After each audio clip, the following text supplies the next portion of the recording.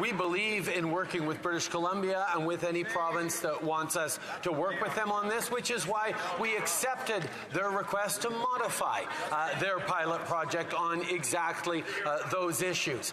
This is something we will continue to do, to work in a basis of science around compassion and a medical approach, a health approach, not a criminal justice approach to dealing with the toxic drug supply and addictions. At the same time, Mr. Speaker, we won't be taking lessons from the Conservatives that continue to chase after a Harper-era policy that their own advisors said was obsolete.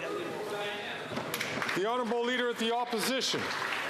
It's an important question, Mr. Speaker, because we need to know what he's going to do next.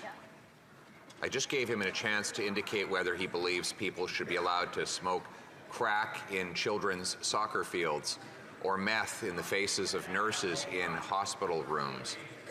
He refused to answer, which begs the question of whether or not he will try to impose the same radical and extremist policy elsewhere. So once again, does he believe that people should be allowed to smoke meth or crack in children's soccer fields? The Right Honourable Prime Minister. Speaker, obviously no one in this House does. That is why we agreed with the British Columbia government to modify their pilot project to better suit their concerns. At the same time, Mr. Speaker, we've seen the extent to which the Leader of the Opposition will continue to try and use tragedies and ongoing challenges Canadians and vulnerable people are facing to try and score political points. It's the same reason he's said that he will suspend people's fundamental rights and freedoms to score cheap political points. That is not something that Canadians want to see, Mr. Speaker. Hear, hear. L'honorable chef de l'opposition. Mr. Speaker, the Prime Minister legalized the use of hard drugs like meth, crack, and heroin in children's parks and in hospitals, and he won't rule out doing it again. This is not an academic question. The City of Toronto submitted a 153-page application, and I quote, seeking an exemption under Section 56.1 of the Controlled Drugs and Substances Act that would decriminalize personal possession of illicit substances within Toronto's boundaries. The Prime Minister's government has been working secretly with Toronto on that plan ever since. Will he, yes or no, rule out decriminalization in Canada's biggest city? Here, here. The Right Honourable Prime Minister.